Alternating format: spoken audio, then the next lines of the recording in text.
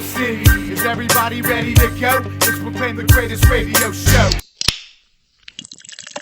Welcome, spread fans, to another Steelers player profile. I'm your host, Jim Sella, in studio with Jay Dash. We're going to start with the tight ends this week. The first guy we got here is Rob Blanchflower. He is 6'4", 256 pounds. He's in his second year out of Massachusetts. He was a 7th-round pick of the Steelers in 2014.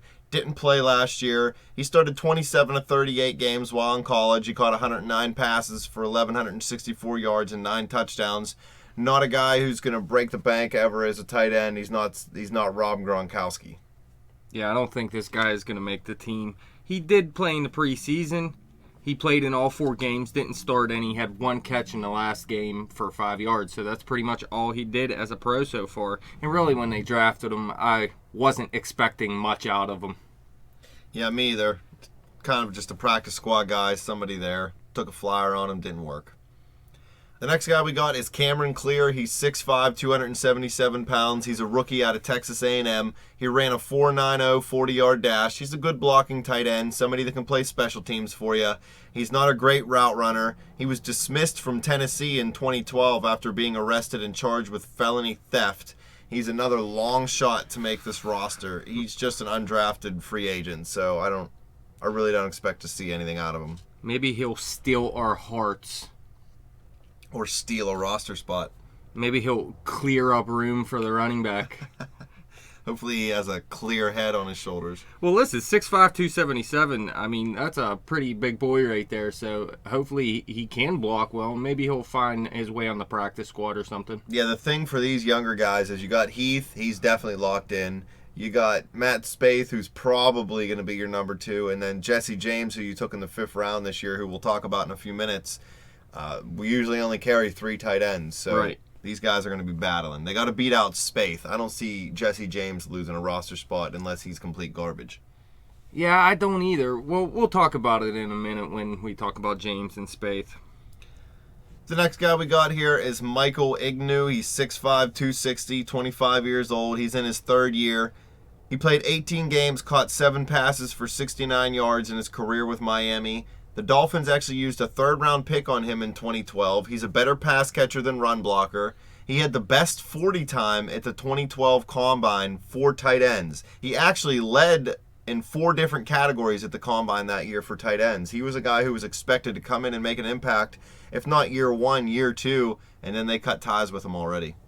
Yeah, this is the guy that I actually think has a better shot of giving Spaeth or whoever, Jesse James, a run for their money. Right. And that 7 catches for 69 yards, that all came in 2013. He did not play a down last season, and in 2012 he only played in 2 games and didn't make a catch. So that all came in 1 season. Now, people were expecting not big things out of him, but with those Combine results, they 3rd-round pick. Yeah, so we'll have to see how it goes from here. I wouldn't call his career over yet. Give him a chance, see what he can do.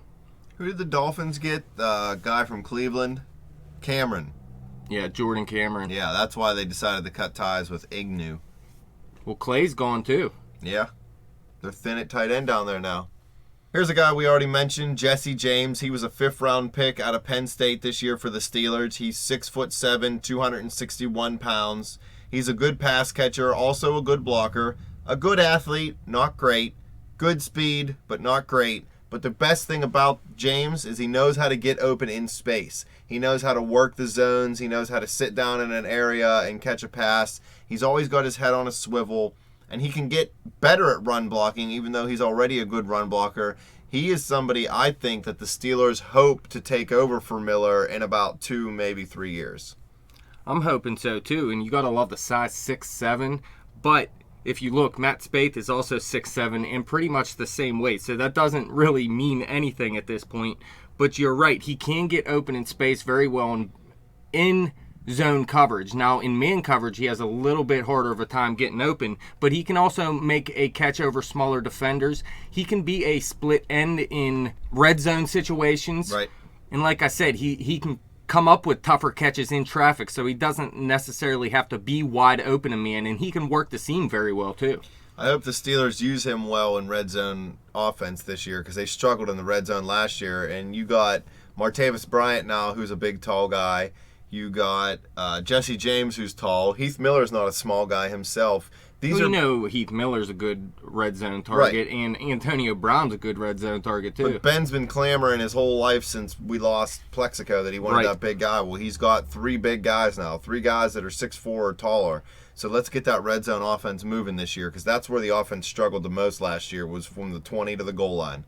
Now, James, he's not the greatest run blocker in the world either, though. But at 6'7", 261, he could actually gain some more weight, put on a little bit more muscle, and become a better run blocker and hopefully a starter for the Steelers here in the future when Heath's done. Yeah, I mean, I know Munchak's not a tight ends coach, but he's an O-line coach, and I'm sure they work together on blocking drills. So this is a guy who's definitely got the potential to become a starter. And I'm not saying he's got the potential to become a Pro Bowler. I'm not saying he doesn't. But right now it looks more like he'll be a solid starter in the league. And one other thing about Jesse James is he's not going to have a bunch of yak yards, a bunch of yards after the catch. He's going to make the catches, but don't expect much after that. Yeah, he might get those 1 or 2 yards as he falls forward over the defender, but that's about it. He's not breaking anything wide open. Heath Miller has an 87-yard touchdown catch in his career. You know that? Yeah, since you mentioned it to me about 20 minutes ago. Yeah, see? I'm awesome. The projected number 2 guy we got for the Steelers is Matt Spaeth. We've mentioned him now a few times. A big guy at 6'7", 260. An older guy, he's 31. 9th season in the league. He was a 3rd-round pick in 2007 by the Pittsburgh Steelers. He left the team for a while. I forget where he went. Do you remember? Chicago, maybe? Chicago. Yeah. Comes back. He's a real good blocking tight end. He only has 53 catches for 410 yards and 10 touchdowns in his whole 9-year career. So you're not going to get great pass numbers out of this guy. He's a solid number 2. He's basically another offensive lineman when you put him out there at the tight end position. The Steelers ran the ball really, really well with Le'Veon Bell last year, and I'm sure Matt Spaeth was a big part of that because he comes in those bigger goal line situations and short yardage plays. You'd like to see more out of a 3rd-round pick when you draft him. I mean, it's 9 years down the road now, so this guy has lasted in the NFL. But when you first draft a 3rd-round pick, you hope for more out of him, especially a tight end, because you're usually not drafting tight ends high anyways.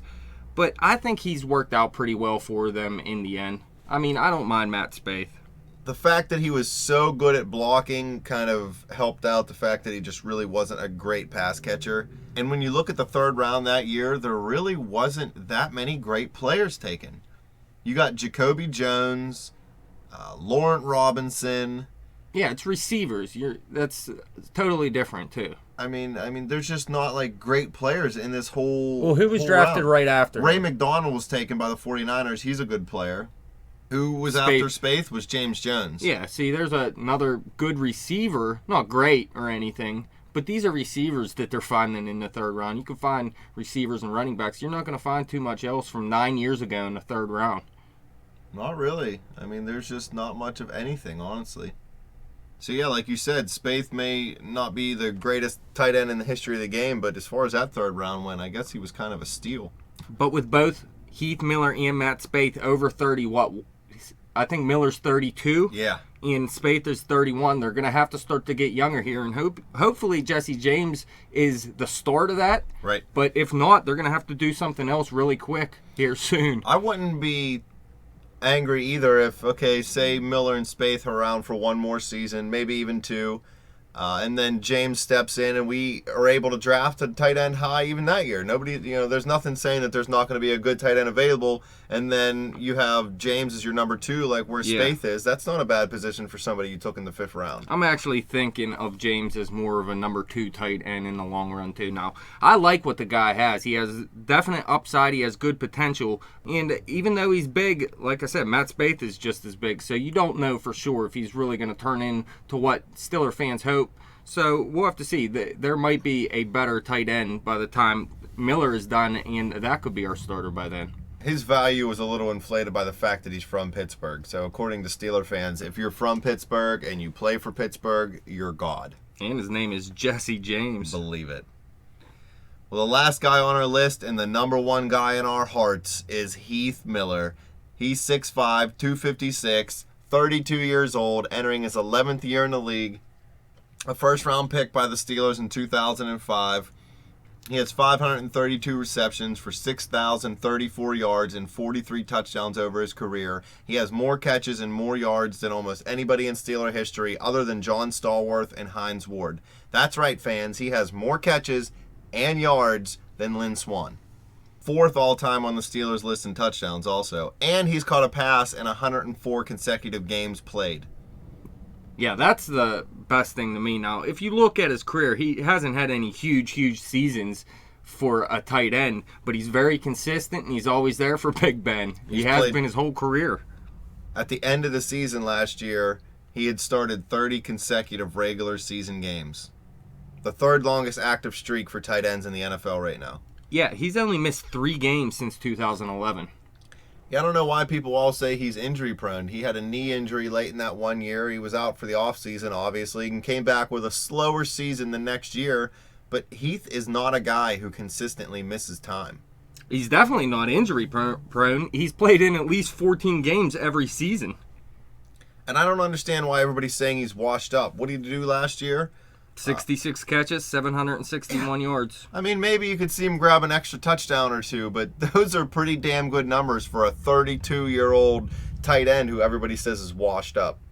Yeah, I mean, if you look recently, he's done... I mean, if you compare the stats from right now to the beginning of his career, he's playing just as well. I mean, there was a couple seasons, 8 TDs in 2012, 7 in 2007, and 6 in 2009. But the yardage is still there and the receptions are still there. So I see no problems with Heath. Now, Big Easy, he hates on Heath. He thinks he's too old. I don't see it. I think he's got 2 more years left in him where he can put up 50 catches or more.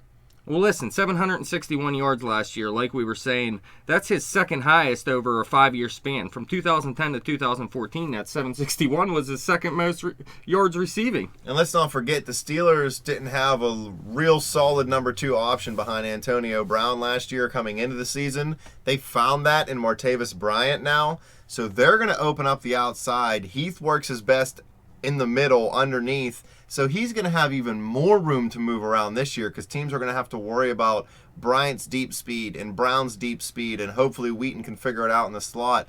So there's no reason to believe that Heath is not going to produce for at least 2 more years. I just don't see why people think he's so bad.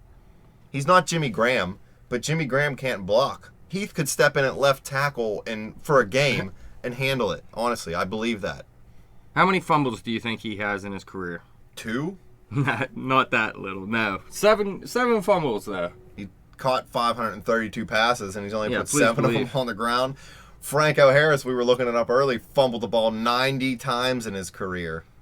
He gains about 900 yards per fumble. So, there you go. I love Heath. I know you love him. Easy, you're just an idiot. Johnny Parlay, I don't know really how you feel about him. You hate Mark Melanson, and he made the All-Star game, so you might hate Heath too. I don't really know. But that wraps up our tight end segment. Thank you, Dash, for coming in. Thank you, fans, for listening. Fans, you could follow us on Twitter at bet_the_spread. You could follow me on Twitter at betjimthewin. Check out our Facebook page at facebook.com/betthespread.